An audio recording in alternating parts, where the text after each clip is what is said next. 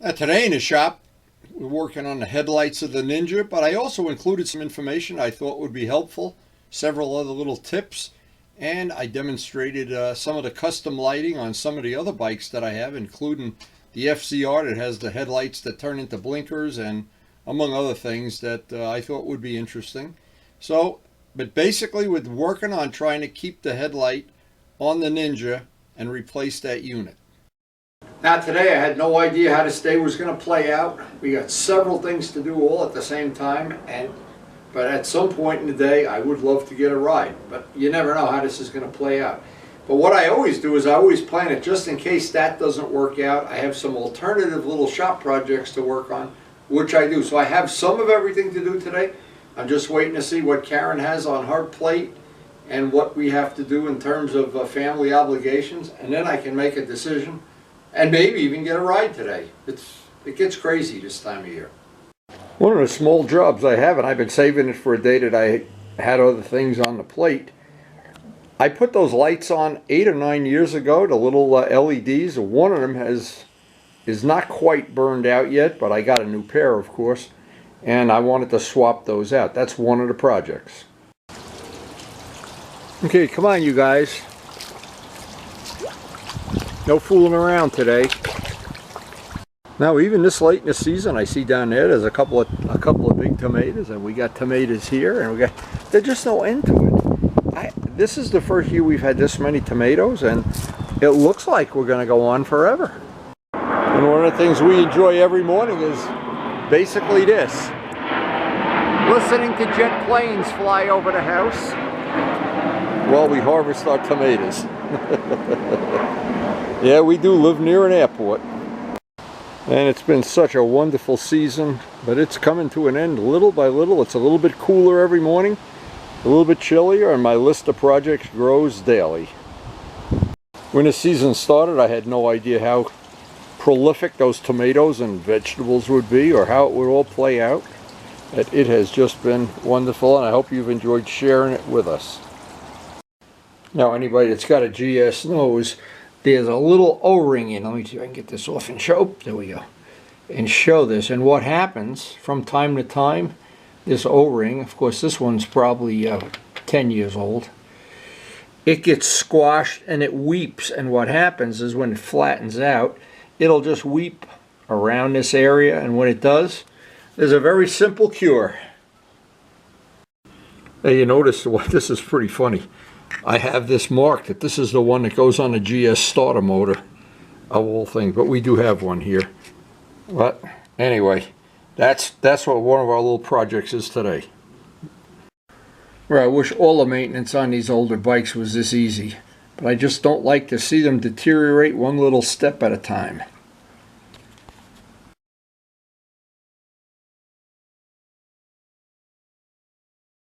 Now before I do anything else today we have errands to do, as always. And I don't know how much of the day is going to be left by the end of the day, but I have to take care of business. Here's something I really love about filling up a bike or a car when we're not energy independent. Get ready to drain your wallet. It's finally up over 50 degrees too. It was down in the 40s this morning for the first time this year. Now, I was watching YouTube last night. Michelin Tires for 10 years has been working on a car tire that doesn't have any air. And pretty interesting. And they did the first let people drive it test. It's out on YouTube. And of course, I love Michelin tires for motorcycles. When you see these tires, though, you think, wow, and the benefits of them. Of course, never getting a flat is one of them. And I wonder if they're ever going to be able to make motorcycle tires without air. Boy, would that be great. Oh, it's good to be back after all these errands. Holy mackerel. How nice and yellow the tree leaves are around here now. Anyway, we got to replan the day here. Took a big chunk of the day doing errands. So nothing an extra cup of coffee won't help me decide here that every day is different here, and I love it that way. And they change sometime in the middle of the day. And one thing never changes is hungry birds. Boy, when the winter gets cold like this, this is the first day it's really been cold. Time to get out the real winter riding stuff. So it's already the time of year when I have plenty of projects to work on, plenty of things to think about. This is one that I think will be the most appropriate to use up the rest of this day with. And I have the brake lines, they're ready to go, but that's an involved job. This will be a relatively straightforward job to swap these out. But one of the things I had planned, now these I got from AutoZone. They were, this set is 1995. They lasted 8 years, 7, 8 years. And they're very bright for LEDs. Now I like LEDs because it's not draining the battery on an older motorcycle like the high intensity ones. But I saw some high intensity ones that were there that were priced, I think, $39. And I'm wondering at some point in the winter maybe I'll try upgrading them. But the nice thing about these are LEDs. They seem to last, in my case, they're 7 or 8 years. So, and $19. Because these do pick up stones from time to time. They're down low on the bike the way I had this figured out. I also have the lower windshield I was thinking about putting on over the winter. I mean the higher windshield I should say. Well, why would I put the lower one on in the winter? Anyway, we got some stuff to do. And I don't know, and this really worked out great. Michelle, I got to give you credit again. I have the one up by the television. And I use it every night when I sit down and watch TV with Karen. I do her glasses, my glasses. That is such good stuff. Anyway, we're going to have that cup of coffee and get out to the garage and get some work done today.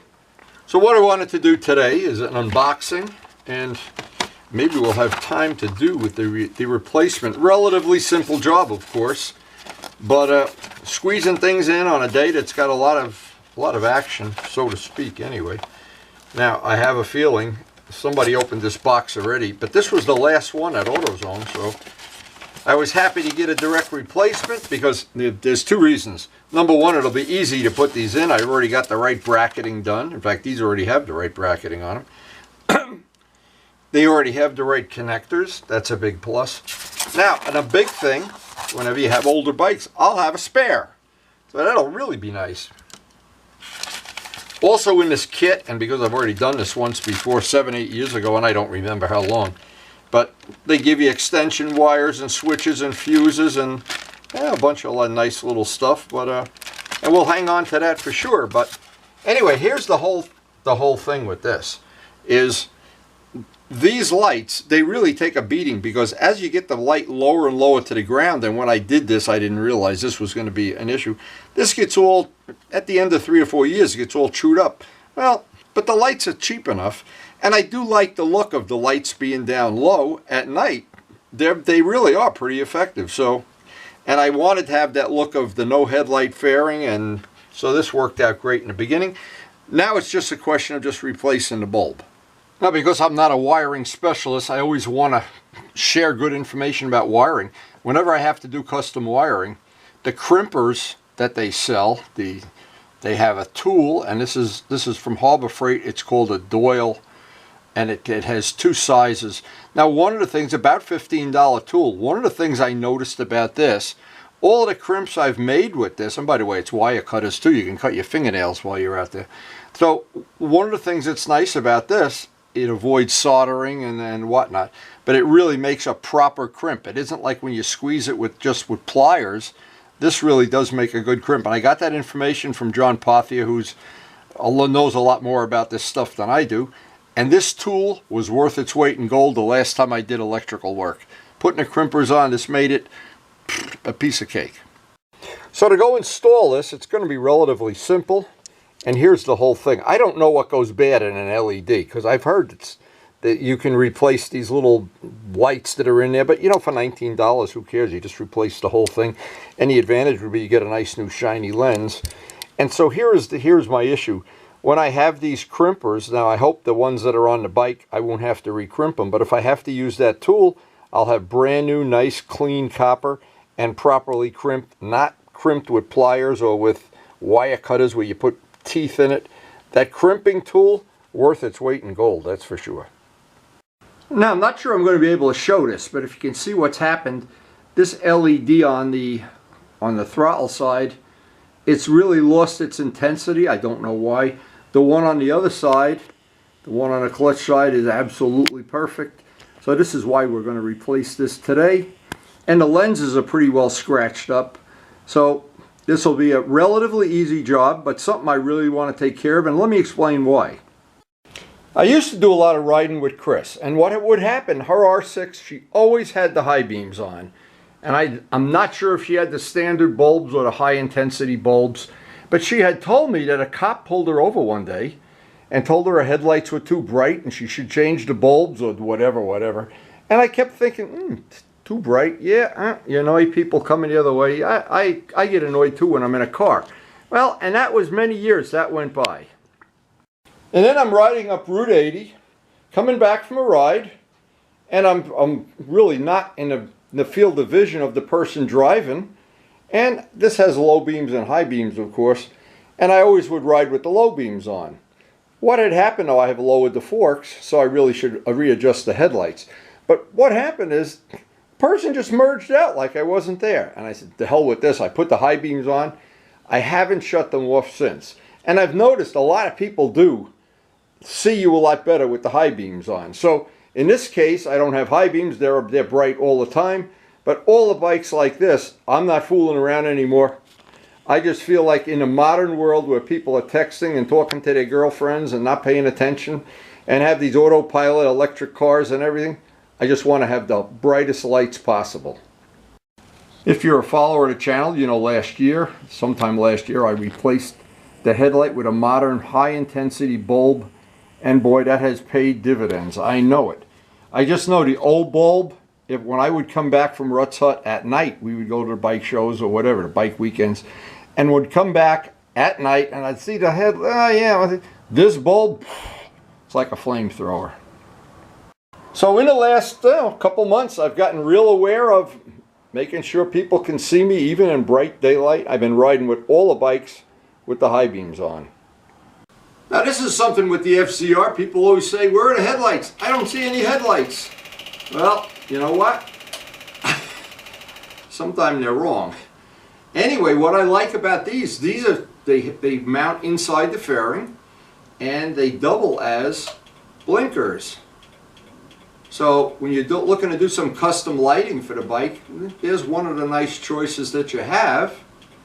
And you shut the blinkers off and they're back to being headlights. I'm not sure, a lot of people would be attracted to that, but when I did the work on this FZR, I thought that would be one of the nice features to have, since those lights fit right into the non-functional air scoops on this bike. So one final thing while we're talking about lighting. When I made these pieces, and these are one-of-a-kind handmade pieces, and I wanted to have that look, I took the projector beam lights out that come stock, and they're very, very expensive headlights. I have them. I was thinking at some point in time I'd use them on another project, maybe over the winter on this project. They're projector beam headlights. They are super, super bright. Now, what I did, I replaced the headlights on this bike with super bright, these are super bright LEDs, just so I would be riding a bike, and I don't ride this bike at night ever. Finding traction during the day with a no traction control super bike is not, night is not the right thing anyway. But anyway, I wanted to show this. Let me just get over here, and these bulbs worked out great. So as it always is, first step of every job is to make room to work in my little baby garage. It's always fun. I get to play parking lot attendant. This really isn't that high-tech of a job, of course, but I do want to save the screws. I want to save the brackets. And I've been thinking about those projector beam headlights for this bike. I have to make up some bracketing. And one of the things I don't have with this bike, that I wish I had, of course, I don't have a high beam. And they're basically on high beam all the time. So being able to do that would be really nice. And what makes it a practical thing is I already have the bulbs. I already have the lights, and I just have to make some brackets. It sounds like that would be a good project for some day that was snowed in here. And I love those lights on the FZR. I took the bike to Ruts Hut one day and had to come back at night, and everybody was amazed. Was looking at the bike. Where are the headlights? Where are the headlights? I thought that was pretty cool. Anyway, okay, so we do have the old wires here. I got to see if they've connected with the old thing, or if we need to put new plugs on them. So I wasn't sure if I was going to have to replace the butt plugs because they're up inside the fairing, but it looks like I can get to them conveniently, and that'll be just couldn't be any better. And then plus having a spare light. Now look at this. This is interesting. Let me see if I can do it. There's a piece in there loose. I bet if I take this apart, something's self-destructed. But keep in mind, these are budget, 19, 20 bucks for 10 bucks a piece is the bottom line. Now I also noticed another thing in riding with Michelle the last time, how bright and nice her headlights are. And because I'm always making sure, as if I lead the ride, the person behind me hasn't gone into the woods, having bright headlights is really an advantage. So I wanted to show another thing. See how nice and crystal clear that lens is? And in time, because of all the scratching and everything, dust and dirt and salt hitting it, it does take a beating.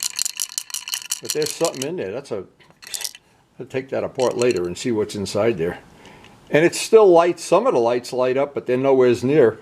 When I put this one on, we'll be back to having bright lights. And bright lights is what I want when I have to go up on the highway and people are all texting, and it's amazing that more accidents don't happen. When you do the install, these little rubber washers are supposed to go in between the bracket and in between the headlights. So what that does, it isolates it just a little bit. Of course, that's going to be real tricky to get them in there, but we'll get them in there. I want to make sure I'm hooking the right one to the right one. And right now, if I needed to make wire extensions or something, having those crimpers is so good. Thank you, John Pothier. That was a great thing. Just because I'm really old school, before I put the bolts in, I want to make sure I got them wired right. Yeah, they'll be fine. I can hook that up. Make sure they're tight. And we just put the bolts and the rubber washers in, and this job should be good to go.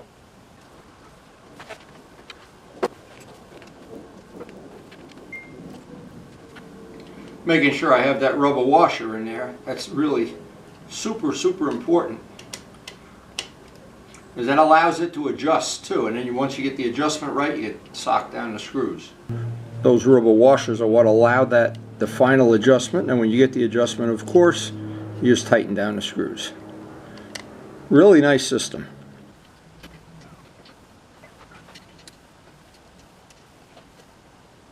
A little awkward getting the back screw in, but once we'll just make it hand tight and then do the light alignment. Make sure they're both nice. I can still adjust them. Okay, we're ready to do the alignment. Okay, back to the way it should be, and I hope that's about as good as I can make it and about as safe as I can make it. Now there's one final test that I will do. When it gets dark, I can just take the bike out in the driveway with all the lights off and see how that is going to work out. But I think they're pretty close now. Now I have the replacement if I need to replace the other one, or another one, a stone hits it or whatever. We have a nice replacement. I have a spare bracket and screws. It just couldn't be any better than that. And AutoZone, $19. Now I don't know how expensive some of these real high intensity Baja lights I've seen. Somebody told me they paid $450 for these lights. I don't know. Maybe if you look close it says AutoZone in the back. I don't know. I don't really know. Now one final thing while I have a few minutes left, a little bit of Mcguire's polish on this lens that is really, it's got a lot of little chips and scratches in it, but most of them polish right out. And I think, hey, for 20 bucks, I don't want somebody pulling into my lane, or if I'm riding with somebody else, I don't want to, that they think I went off into the woods or something. It's real important to me on a ride that each person on the ride see the person behind them, because if there's an issue, and with us, there can be issues, potholes, bumps, leaves, slippery spots, bears, deer, raccoons. We've seen it all. Yeah, that'll make it just like brand new. The final thing is to log in the information into my logbook. But hey, anybody that has old motorcycles, and if you have a collection and they're old and historic, you know you never really do catch up. That's kind of a fantasy. Every morning I wake up, I have a list. There's usually 8 to 10 things on the list. There's one less right now. That's something I wanted to get, because that's a safety related thing too. And no matter what bike you ride, maintaining it is really a good idea. And something like a headlight being out, I'd say that was kind of important.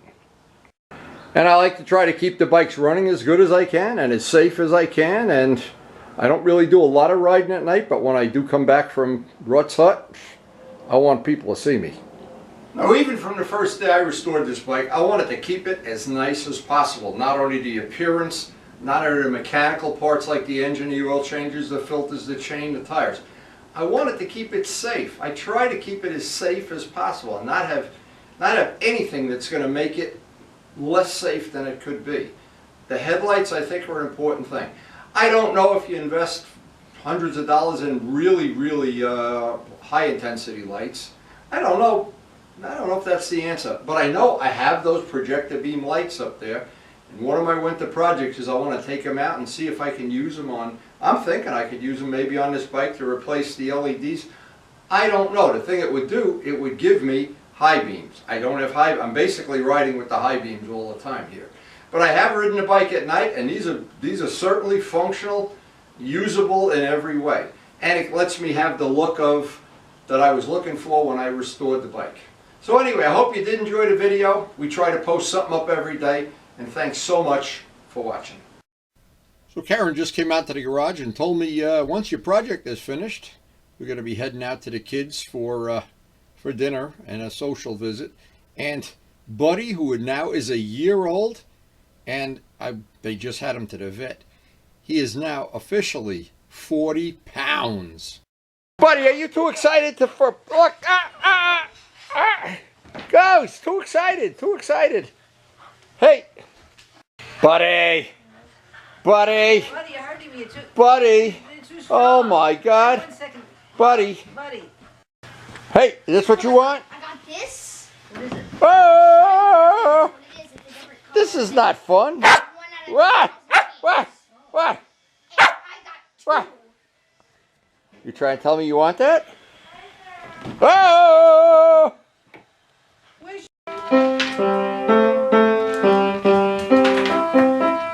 This is part of Amazing Grace. So I hope you did enjoy the video, and I hope that you'll be maintaining your bike to the safest possible level. And we do try to post up something every day. We do try to make our videos fun to watch. Share some family stuff, share our tomato garden, whatever. But we always enjoy interacting with our friends more than anything else. And of course going on rides with them whenever possible. But whenever I go for a ride on these older bikes, I want to keep them as safe and reliable, and just realistically, that there's endless maintenance on older bikes, and the older they get, the more maintenance they need. That's just a given.